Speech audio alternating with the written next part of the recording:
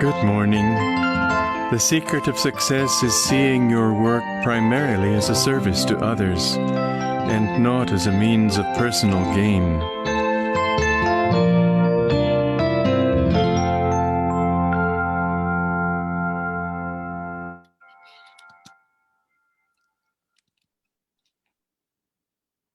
Good morning, good evening, everyone.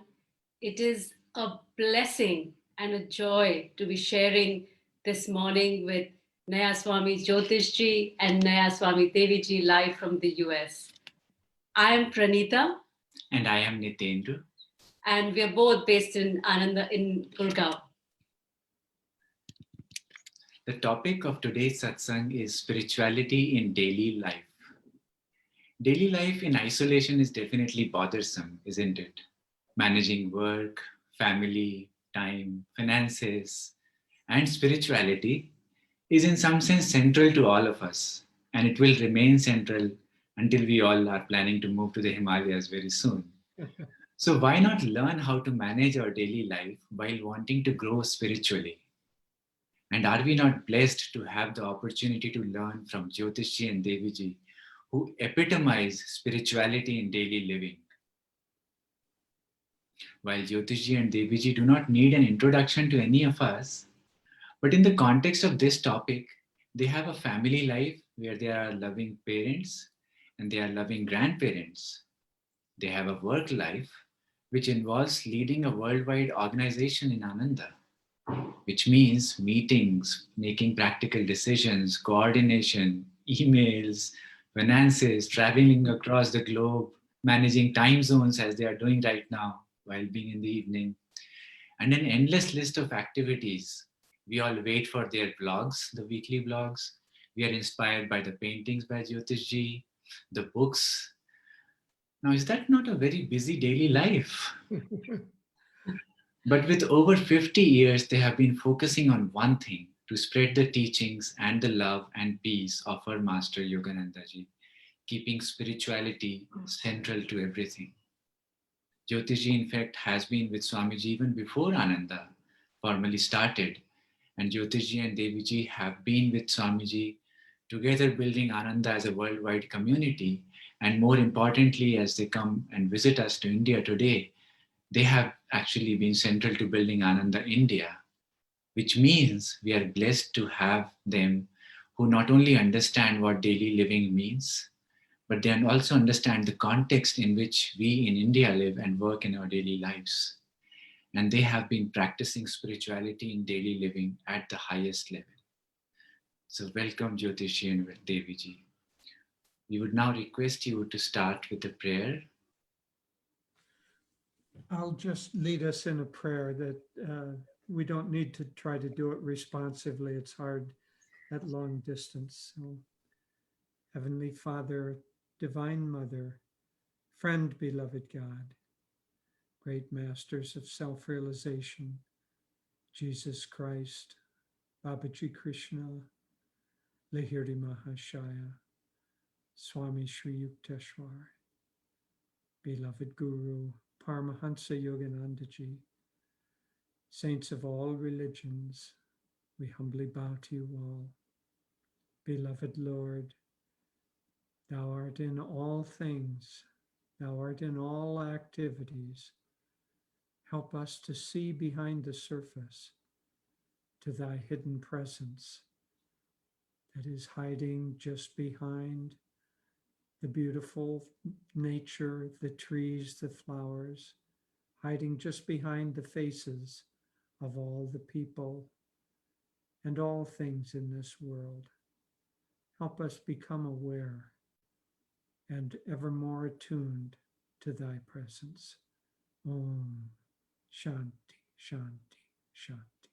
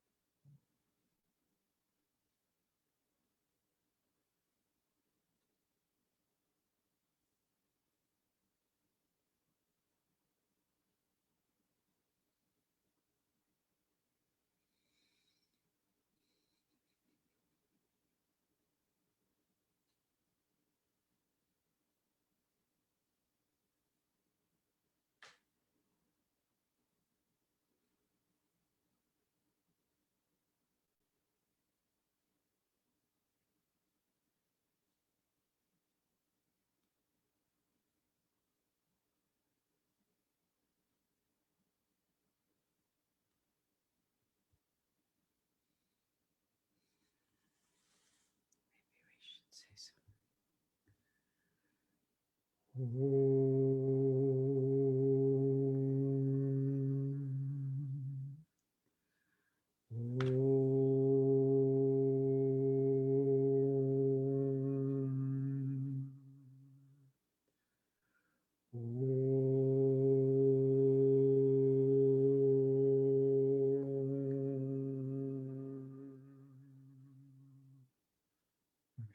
Shanti, Shanti.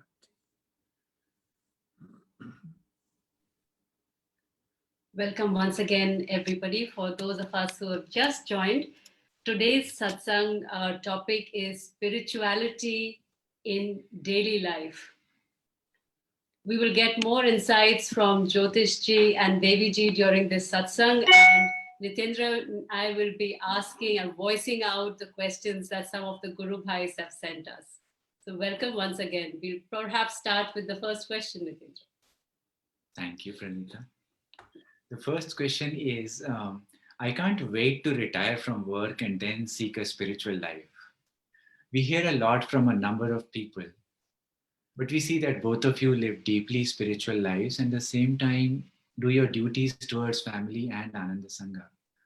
What would your advice be to people who are wanting to retire to start their spiritual lives? How are you able to balance in your own lives? Well, I too would like to retire. Not really. We have, to a certain extent, a mistaken thought that practical life and spiritual life are separated. Obviously, we can concentrate more deeply on, one might say, a spiritual element when we're meditating than we can when we're in the midst of a sales meeting or whatever it is our daily job is involved in. But to a certain extent, God is equally present everywhere. And so it isn't so much the environment that prevents us from seeing God, is that the environment engages our minds in such a way that we forget to see the presence of God.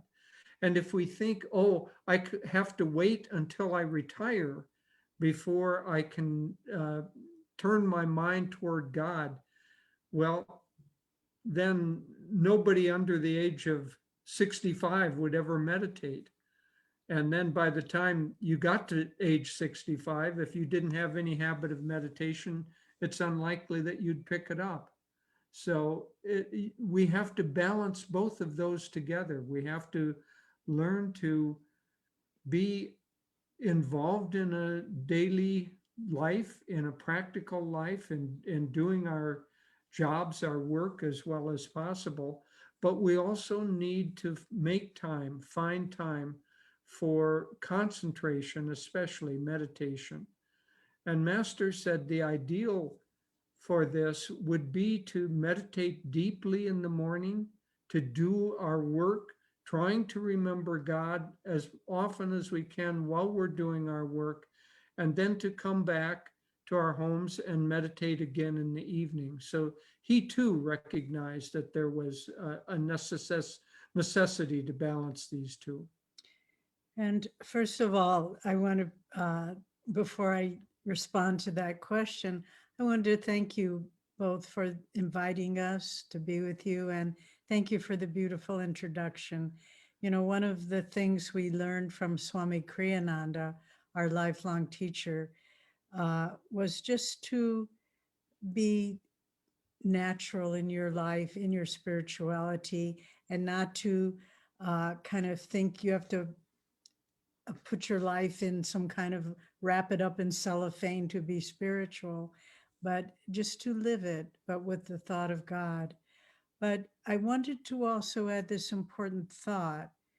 One of the things that makes it easy, we are all given, as disciples of Master, are given a special dispensation because our line of gurus came, that was part of their purpose. Those, if new people are watching who haven't read Autobiography of a Yogi, you know, Lahiri Mahashaya, who brought Kriya Yoga to the world from the secrecy of the Himalayan yogis. Who was he? He was a householder. He was an accountant. He had children. And it was for that purpose that his guru, Babaji, said, no, you must go back to the world and show men and women that the spiritual life and practical dharmic living are not antithetical. And so we have to understand by our gurus give us a dispensation to do this. And the more you tune into your guru, to Yogananda ji and Lahiri, Sri Yukteswar Babaji, Krishna, the more you understand how to do it. So I don't feel like Jyotish and I have done anything extraordinary at all. We have just loved our guru, and he has shown us how to bring God in everywhere and to live with joy. So I want people to understand that if you tune into the guru, he will show you, because that was their mission in this time, was to bring spirituality out of the high Himalayas into Gurgaon and Chennai and Mumbai and Los Angeles and everywhere. Thank you so much, Jyotish and Devi ji. Such a beautiful thought that God lives everywhere. And if we really imbibe this, it's such a beautiful life that we are all living. The next question, thank you. The next question that we have here is that Master said environment is stronger than willpower. And how can we make sure that in the environment in our daily lives, whether it is work life or others, that environment doesn't dampen our spirits? And particularly, have there been any instances during your travels across the world where that you felt that the environment really wasn't that positive or spiritual? And how did you overcome that to stay in tune?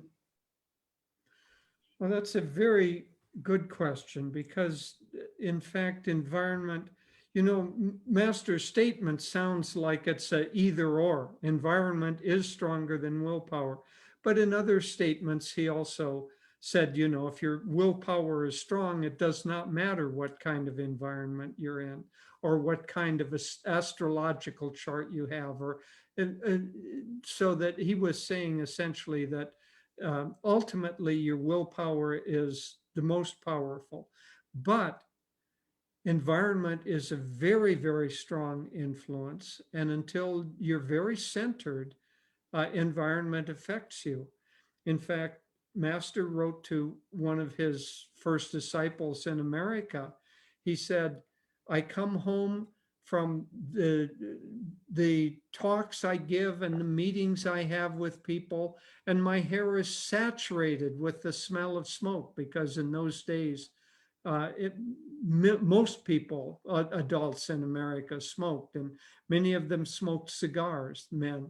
And so that heavy smoke odor saturated Master's clothes and hair. And he said, it used to bother me.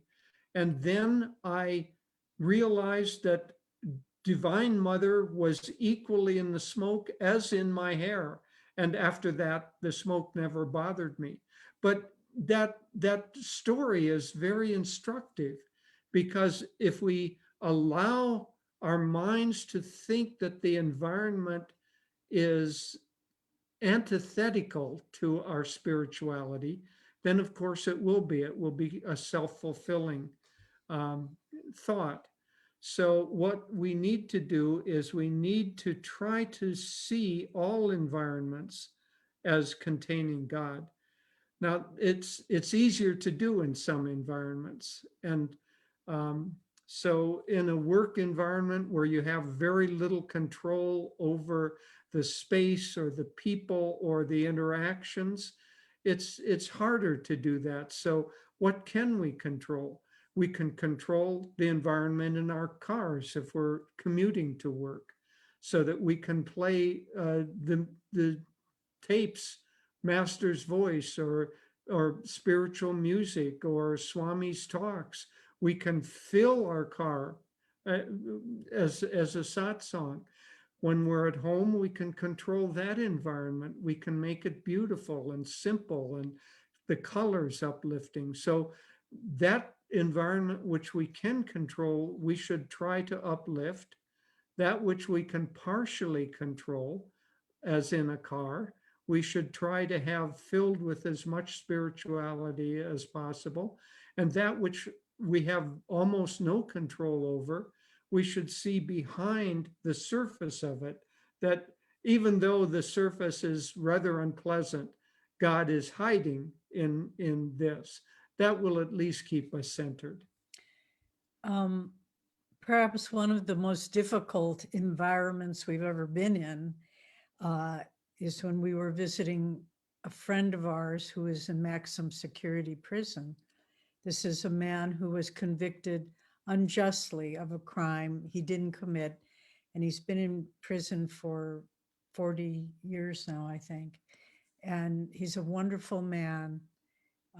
He was convicted when he was like 18 of a murder that he did not commit. And he reached out to Ananda, and we sent him autobiography. And so we began visiting him in prison. And the first time I went, I was a little frightened, I did, because it was maximum security. It isn't just petty crimes. So these are murderers. But as we sat in the waiting room and I was just praying, surround us in light, I looked at the other people and my heart just filled with compassion, because there were mothers visiting and fathers visiting their sons. There were wives and children visiting their husbands and fathers. And all I felt honestly was love. I just thought, it doesn't matter if you love someone, that love, nothing changes that. And then we went in and we met our friend. He wanted a spiritual name, so we gave him the name Jairam. He's a wonderful soul. And Jyotish even went later on, after we had met him, he initiated him into Kriya in prison. They gave him it was essentially a little closet that they could go into in the meeting area, and Jyotish, like a broom closet, and Jyotish gave him Kriya in there. But you could think that, I don't think most of us will be in an environment like that, but Jairam, for 40 years, he's been in a cell 6 feet by 9 feet. With Bank, he has a cellmate. He meditates every day, morning and evening. He does his kriyas, reads autobiography. He studied law. He became a lawyer. He's helped a lot of other people get out of prison, but he can't get out himself. We've been working on it, and we Hope to change that. But the point being, in the middle of that difficult environment, if you're in a very toxic workspace, or some people have very disharmonious families that they live with in home, if you can try to find a way to stay centered in an uplifted way, in your heart, in your compassion, in your praying for the other people. And if you can do that, every place is beautiful. When we finally went into the holding area where the the prisoners were coming out, and some of those guys were really scary looking. But I saw the children that were going up to them, and that was their father. And I just thought, don't judge these people. You don't know what their life has been. And so wherever you are, to try to step back from your own self and just think about bringing love and compassion and sharing energy with the people, even if it's a grouchy grandmother that lives with you or a rebellious teenager. Just always find that center where you can love them. Just a final thought. Master's second most advanced disciple, he said, a man named Oliver Black. I met him along with Swamiji. Swamiji knew him, of course. He said that he surrounded himself in a bubble of joy, and he never, ever let anything permeate that bubble. And so sometimes we can't control the environment, but we can put an aura, a force field around us that is one of our choosing. And of course, in autobiography, Ananda Ma talks about her portable paradise. So that's a lovely image. You know, wherever you go, you carry your paradise with you. So I think a lot of it is just staying centered in yourself and not letting whatever it happens. You know, if you have colleagues that are trying to undermine you, or, you know, whatever people do, you know, to try to get ahead or whatever, you just stay centered and have faith that God will take care of you. He will protect you. Thank you so much, Jyotishi and Deviji, especially for the practical tips and inspiring story about, in some sense, the extreme of what the environment can be, but how we can remain centered. Thank you so much. We will go to the family part of things as well, but before that, there's one more question on the work side of things, which is, how do we make sure that we do not use spirituality as a means to shun responsibility and hard work in our daily outward lives? Would you have some examples for us again on your own life where you had to deal with difficult assignments, but still you would keep centered?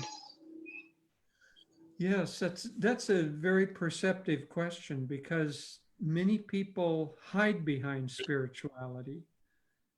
They, which of course is not deep spirituality, but it's superficial spirituality, and they use that as a defense mechanism, one might say, to avoid dealing with issues that they need to deal with. We fortunately had such a wonderful example in Swami Kriyananda. He was very practical, deeply, deeply spiritual, but he didn't wear his spirituality like an outfit, you know. He just was very natural, but his mind was always uplifted. So it wasn't anything in his I don't know, the clothes he wore. He wore just regular clothes, except when he was lecturing, by and large. And it wasn't anything outside or superficial. But as soon as one came into his aura, you felt his mind was uplifted. He always saw the bright side, the positive, the solution oriented side of things. But in terms of work, he was very practical and extremely hardworking.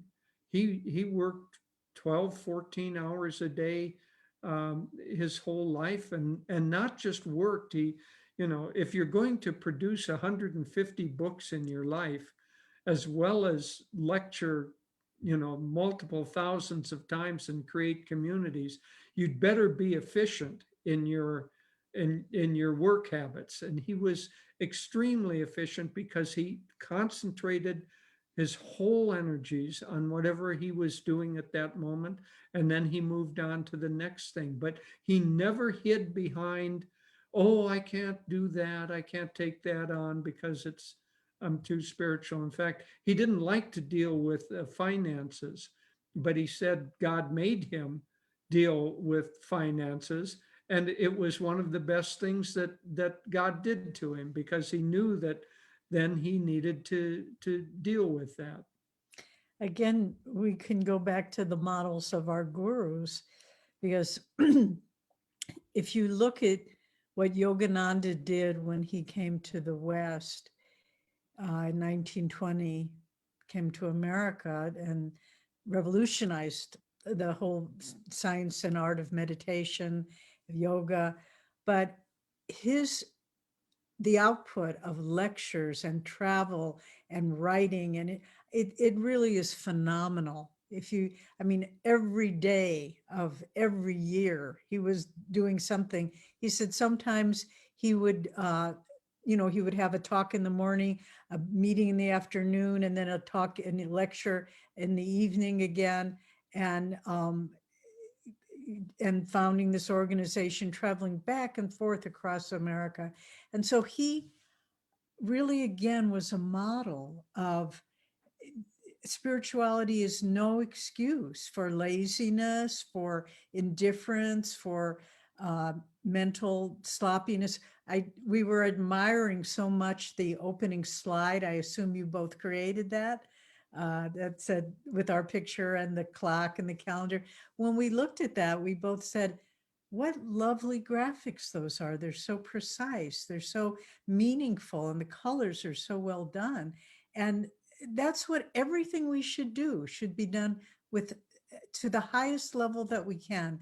And it just because we want to please God. We want to, if you're cooking a meal, if you're painting a painting, if you're programming a computer, don't think of the task in and of itself, but we're doing it in the highest level that we can to offer it to God.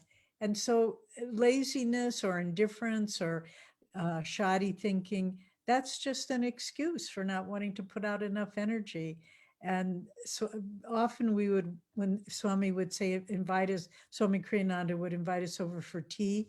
And this didn't happen all the time, but often enough. We'd walk down, and he was hard of hearing, so he didn't often hear us come in, but he would be in his chair and he would be in bliss. You could tell he just was not there physically. As soon as he saw us, oh, good, you're here. Come and have tea.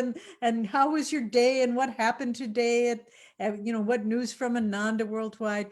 But he never, ever was just, oh, well, I'm in bliss. I don't want to hear about all this. So again, he was showing us that balance of being in bliss, but then having your feet on the ground. Thank you so much, Deviji, especially talking about the screen. Actually, it was designed by Purvi and Jayanti. So it's like a miracle. It was beautiful. I know you do computer work though. Beautiful. Yeah, thank you. Thank you. This was really, really inspirational, Jyotishji and Deviji. And we have so much to learn and seek inspiration from the line of gurus that we are all blessed to be in. So thank you for that. We will move on to our next question. But before I go there, for all the attendees who are dropping in questions, we'll try and make time as much as possible towards the end to accommodate that. So thank you for sending in those. The next one is more related, came from a Guru Bhai, more from a family perspective. And this one says, I love to be on the path of our gurus and the master. However, my family is not as supportive in making this as the central aspect of my life. I have family responsibilities and also love them, so cannot just ignore their preferences. How should I handle this balance? And at Ananda overall, are most couples on this path together? And if not, how have they worked it out? Okay, well, I'll start with this. First of all, we'll deal with the question of not being supported by your family. Well, every individual has their own karma. And even with people, whether it's a mother, father, child, spouse, they have their own particular karma in any incarnation, in any lifetime. And so we can't force people to follow something that's meaningful. One time, Swami Kriyananda was talking with his brother. He had two brothers, and he was speaking with one of them, this was after he became a disciple of Master, and he was saying, oh, how wonderful Swami was saying these teachings are, and maybe you would like to read this book. And his brother just said, frankly, I'm just not interested. And Swami never brought it up again because that wasn't his karma. He was a good man. We met him. But so I think just to accept that just everyone has to follow what's given to them to do in any lifetime. And if they are trying to block you from your spiritual life, then you just have to, have a strategy. Either you say, for this half hour every morning, this is my time, and After that, I'll come out, I'll do all my home responsibilities and do whatever you like, but this time is for me. And then if they begrudge you that, we spoke of Master's second most advanced disciple, his first most advanced disciple, Rajarsi Janakananda, his wife, he was married, and his wife was actually mentally imbalanced. And she would fly into a rage if he tried to meditate. If you can imagine, he would have to go into the bathroom, lock the door, and that's where he would meditate. Master's most advanced disciple. So, you do what you need to do to honor your spiritual calling. And that's what I think. If your family members are at least are willing to compromise, just say, this is my time. And if they're not willing even for that, then you have to find the time elsewhere. I know when I came on the path, my parents weren't happy. It's not, and moved to Ananda Village Ashram. It's not the life they wanted for me. They wanted me to have a normal life, but that wasn't for me. But after 10 years, and I stayed in touch with them, and I went back and visited them. But after 10 years, my mother finally said to me, she gave me her blessing. She said, because I came from a big family, many cousins and so forth. And she said, you're the only one that didn't live a traditional life, but you're the only one that's happy. And she said, and that was really, she said, everyone else did what was expected, but none of their lives have brought them much happiness, but yours has. So I was so happy she could recognize that. And then the second part, how to uh, be able to fulfill. You want to take on that part? How to, I'm not sure what the second part was. The first part was family, that was antithetical. And the second part was, Second part was that at Ananda are most couples on this. I did not. Well, it varies. By and large, we are, because by and large, both people, either they meet here, and so they're already on the path, or they both choose to come here. But sometimes it happens that one person, like there's a couple that just moved here, they're retired age, but she's very much committed to the spiritual life. And he's a good man. He's retired, had a career, and he's supportive of her, very supportive. I mean, he made the move to live here, but it's not what he wants to do. He doesn't meditate and so forth.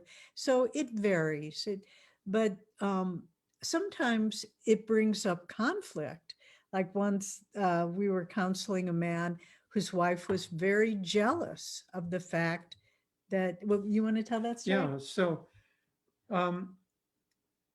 here at Ananda, it takes Ananda Village we're talking about.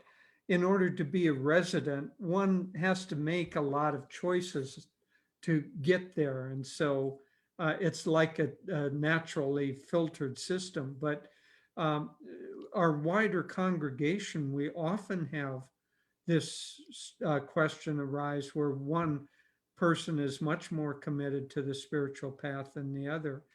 Generally speaking, I would say as long as the partner is either supportive or neutral, then let it be. If they're antithetical to your spiritual life, then you have to be firm. But the story Devi was talking about was a man started getting more and more into this path and meditating more. And the wife began to get a little jealous because she saw his enthusiasm for his spiritual life, and I think she felt a little threatened. And one time she came and said, "Well, do you love God more than you love me?" And he had a very good answer. He said, "By loving God, I can love you more." And it was a very nice answer. But there's no sense in confronting but sometimes you just have to hold firm. Swami Kriyananda was like a rock in a stream. And sometimes people were very frustrated because they wanted to have him go along with their way of thinking. He was just firm in what he knew and what he believed. He didn't necessarily try to tell the stream it should become rock-like, but he wasn't going to have the stream push him around. So sometimes you just have to be that way. What beautiful thoughts. And hopefully, Deviji, as your mother could see through, all the other family members would also probably realize the happiness and joy that one gets by being on this path. So wonderful. Thank you very much for these very inspiring words. The next one's a little more tricky. This is about children, especially teenagers, especially those who are a bit rebellious, which many are at that age. Would you consider those children consider spirituality as not being very fashionable? So how would you get them interested to follow this path? And is it even right to get them interested to follow this path? Or any examples that you could give us? Well, we're able to talk to this question quite well because our son was extremely rebellious. And he grew up he was born at Ananda village, grew up at Ananda village, but it was not his path. And he is a very strong, we have a wonderful relationship. He's very strong individual. And so as a teenager, he had to separate from us, but that created a rebellion in him. Now, he is very, very dharmic, a beautiful soul, but he is not drawn to devotion or to the guru-disciple relationship. But in many ways, his spirituality is deeper than many people living at Ananda village, adults living at Ananda village. He understands on a deep level and lives according to Dharma. He understands karma. He understands right action and what the results are and many of those things. So you can be devotional and not be very dharmic or not be very attuned to fundamental laws. So coming back to the question, be careful about not expecting your children to follow the form of what you do, but try to model to them the essence of your spiritual path. So if your spiritual path, as ours is supposed to produce joy, and you say with your words, oh, meditation makes you joyful, but in your daily life, you're grumpy and angry all the time, they don't look at your words, they look at what you model. And so the best teaching is to model, truly model what your spiritual beliefs are. And that will have an effect on your children, whether they can accept the form of them or not. So if you're kind, if you're serviceful, if you're supportive, if you're centered, honest, nonviolent, all of those things, your children are likely to follow that example while still saying, oh, I have nothing to do with spirituality. Yeah, in fact, Master even said that people should not necessarily try to draw their children. I mean, if they're interested, fine, but if they're not, he said, then don't push them because it'll build up a resistance. In fact, our son, as an adult, said to us, this was, I don't know, 5 years ago or so, he said to us, you know, at this point in my life, I don't really feel a need for a spiritual path. But if I ever chose one, it would be yours because you never forced it on me. And I thought, well, we did something right there. But he also said one time he was watching us in our relationship with Swami because he met Swami and we were together with him often. And he said, he was, oh, I don't know, maybe 8 years old. He said, Mommy, why do you always do everything Swami says? And I said, because we love him, because he's our very, very best friend. And he kind of paused and he said, I guess I don't love anybody that much yet. And so he was, again, he was trying to understand it. You know, I mean, I don't think he was trying to understand the guru disciple relationship, but he saw our relationship to a wise guide, and he saw how we honored and obeyed him, and that made a deep impression on him. And so I think for parents, the most important thing you can do, as Jyotish was saying, is the model of your own life.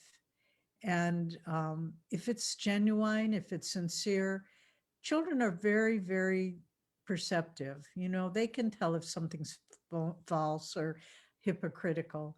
But if you're really sincere in your practices, and even if they are rebelling, that's okay. Don't get thrown by it. I mean, you don't want them to, you know, do damage to themselves, but, you know, just to hold, and this is what we did with our son when he was rebellious too. We always related to the highest part of him. And eventually that's who he became. And we always let him know that we loved him. We Yeah. didn't always love his behavior, Right. but we let him know also that he was different from his behavior, and we loved him in spite of what he might be doing.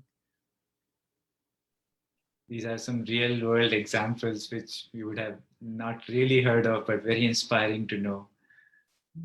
And a lot of us will be guided by these. The next question is on even smaller children, and I'm sure you could relate to that as well. The question is, I have two children, 2-year-old and a 5-year-old, and both of them need a lot of time and attention. But I wish I could spend more time on my sadhana. We know a lot of devotees are actually in this situation. What would your advice be for them? Shall I start? Yeah. Well, our son was born after I had been a serious meditator for 6 years. And I had meditated for hours together, morning and evening. And then our son was born. And for a few years, that was the end of my sadhana. I didn't have the time to do it. And it was hard. But our son was such that whenever I would try to meditate, if it was like 3 a.m, or, oh, I've just put him down for a nap, now I can meditate, he would immediately wake up anytime, day or night. And I at first I thought, is he just being difficult? And then what I really came to understand was the bond between the mother and the child is so strong. He could feel my energy withdrawing from the world, and it scared him. And so he wanted to stop that. And that's what I finally came to understand. But the once a week, many of you know Jaya and Sadhana Devi, Nayaswamis Jaya. They also had a young child at that same time. And this was 44 years ago. But Sadhana and I would meet, Sadhana Devi and I would meet once a week on an evening, and we would have a 2-hour meditation together. And that was my sadhana for about 2 years. And then it came back. So essentially what I'm saying is there are different dharmas for different stages of your life. I did not lose spiritually by devoting myself to my child during that period. I gained, and I know that. And so don't begrudge the time. If you can, do meditate. But if it's just not possible, then put your whole heart into seeing your children as your divine service, and you won't lose spiritually. And then the time will come around as your child gets older and they understand and you're able to meditate. So just realize that God's coming to you, maybe not through meditation, but through total selfless service as taking care of your child, and be happy about it. And there are rhythms, you Yeah. know, the time will come when your children will be much more independent, and then you'll have more time. Kind of humorously, there was a family here, and they had 5 daughters, and the woman was, of course, extremely uh, taken up. Her time was taken up by raising these 5 daughters. One of the ministers here asked her. She was applying for yeah, Kriya. She was applying for Kriya, and they asked her about her sadhana, and she paused, and then with a little smile said, "Do prayers before the meal count?" So I think anyone who's had children understands it's how demanding it Yeah. is. But you know, one final thing, and then I know we have other questions.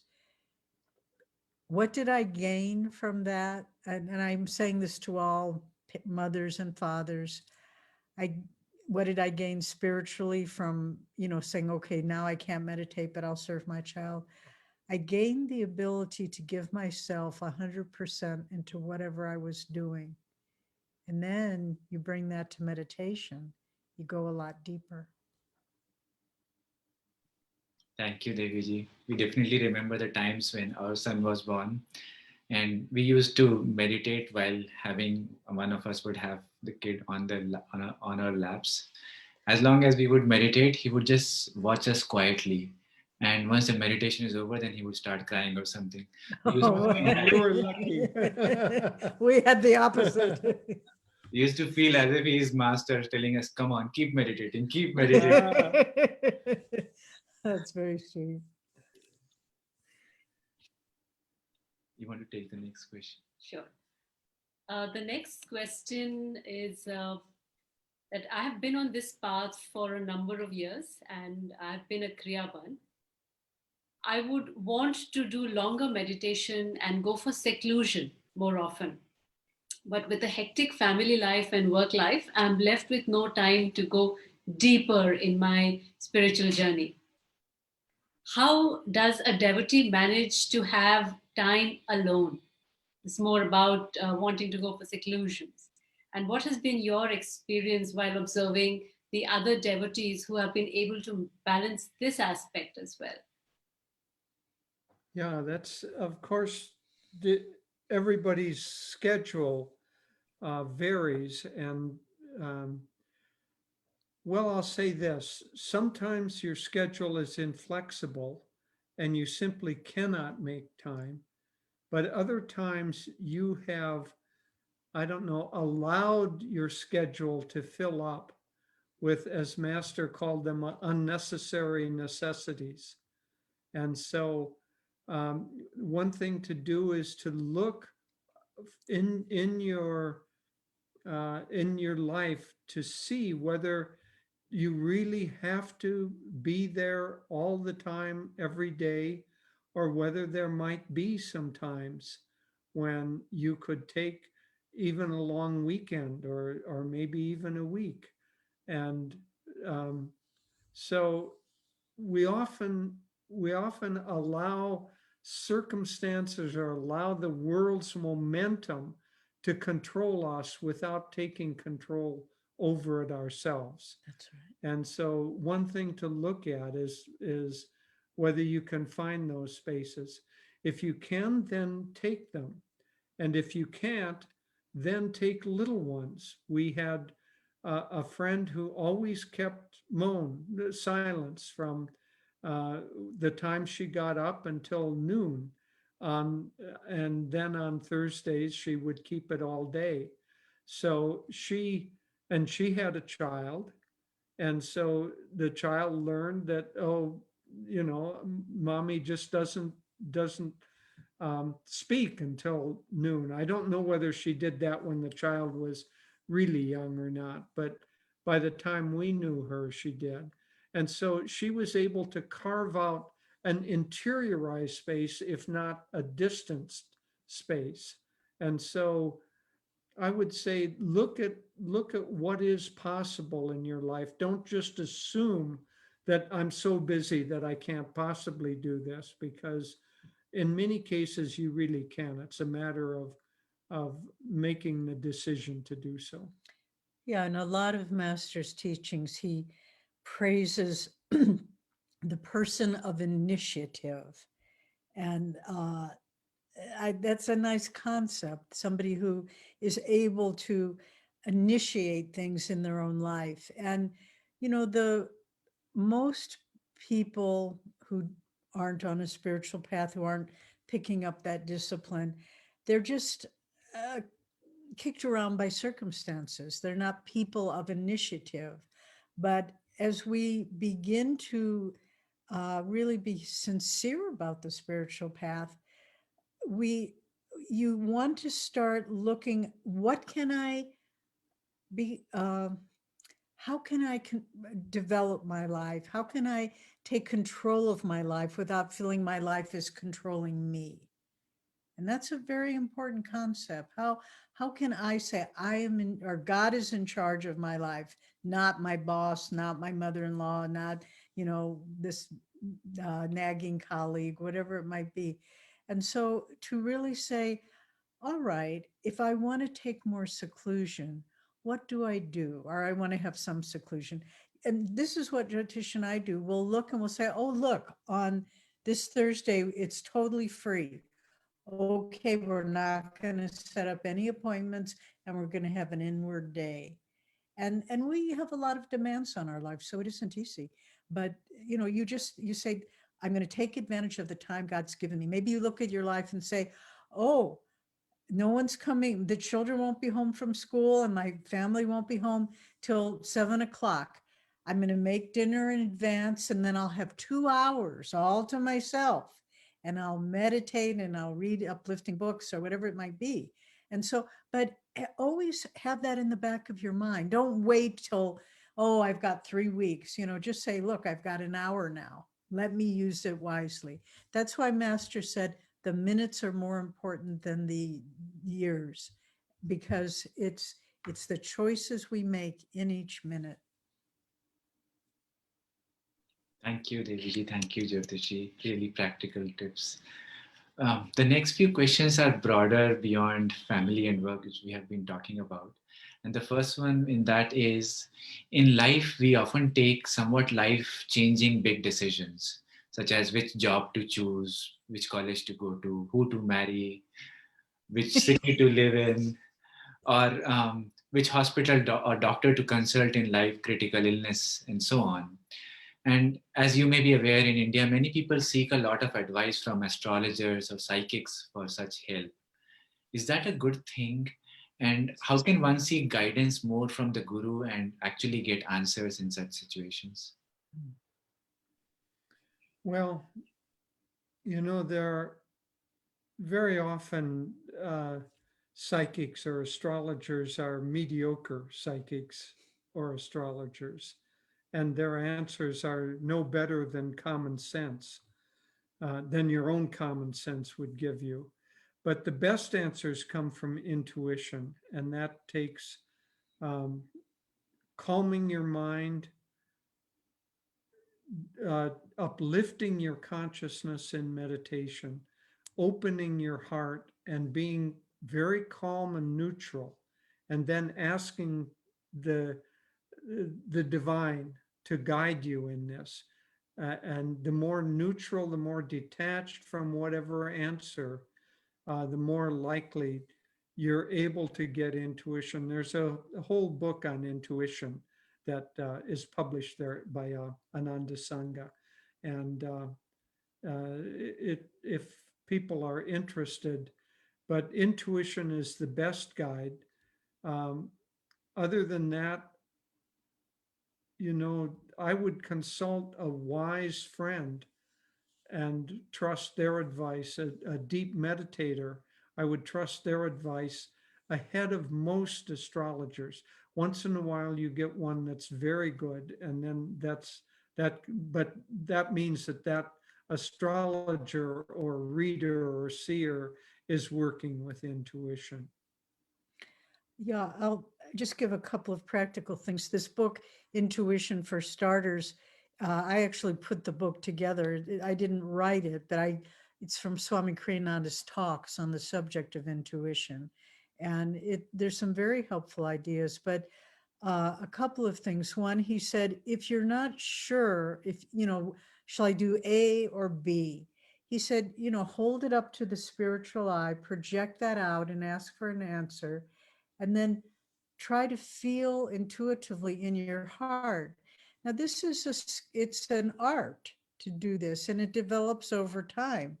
He said, if you're not sure, then hold option A and option B up to God. And if he said, look for a sense of calmness and clarity, not excitement and oh yeah, this is what I should do, but just when you've hit upon what really is the highest God's will for you, there should be a sense of clarity and calmness. But it's hard to know. I mean, this is something we struggle with all the time. God, what's the right thing to do? What shall I say to this person? How do we do, because life is limitless possibilities.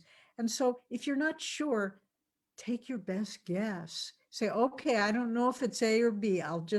They both feel equal. I'll start with A but don't just like close all the doors. Just take one step. How does it feel? Does it still feel okay? Take the next step, the next step.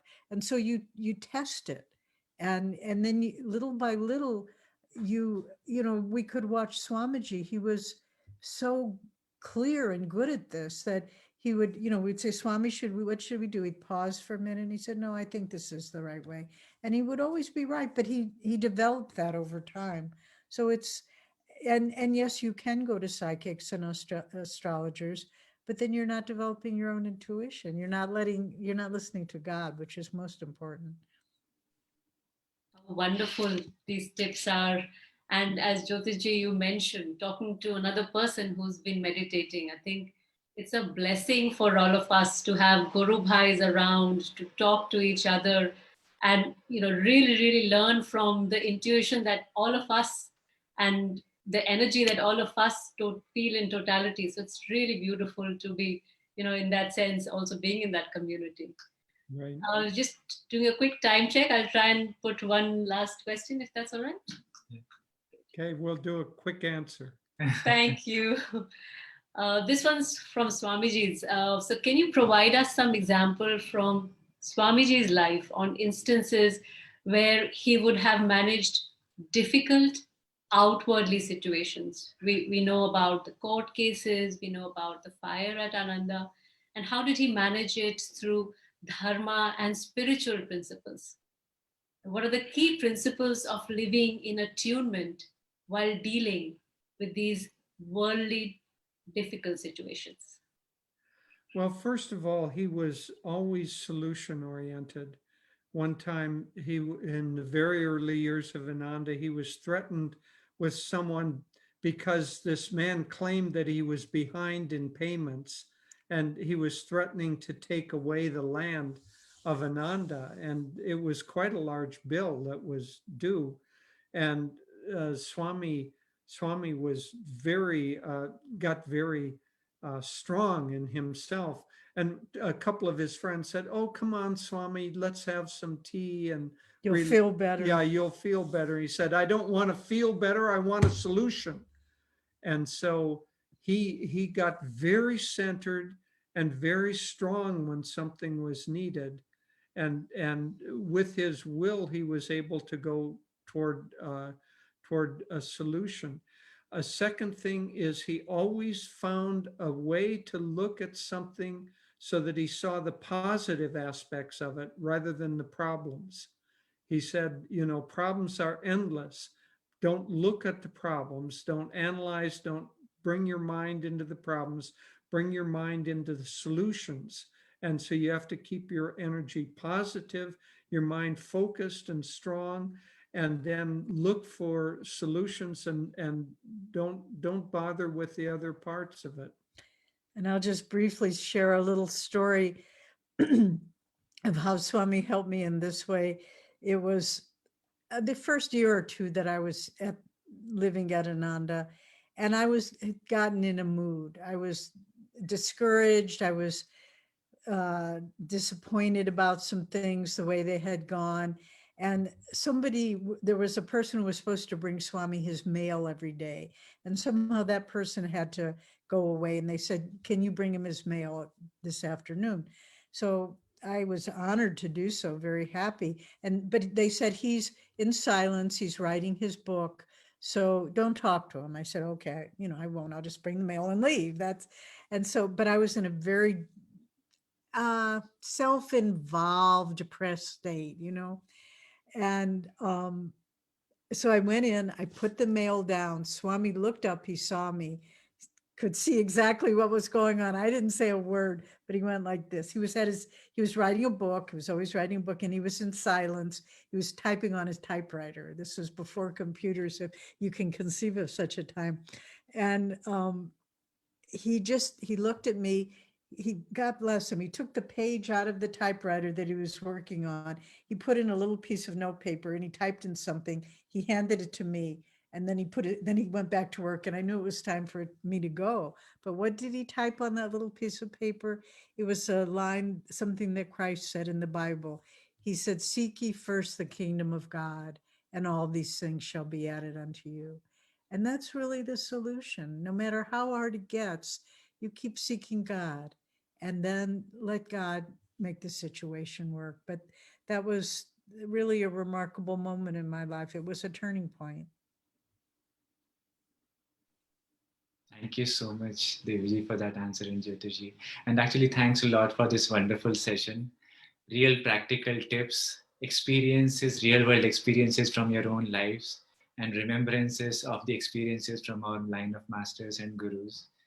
We all Guru Bhais are blessed to have you, and all the Guru Bhais, thanks to you as well for being behind this program, doing all different parts, and many hands make a miracle. So thank you very much once again, Jyotishji and Deviji. And thank you everyone for It's joining been us. wonderful to share Our with you. joy, our joy. Thank you And for I having think us. people know we are doing these satsangs monthly, so we'll see you all in another month. Looking forward Looking for forward. that. Thank you once again. Thank you, Thank you. everyone. God bless you all. Thank you.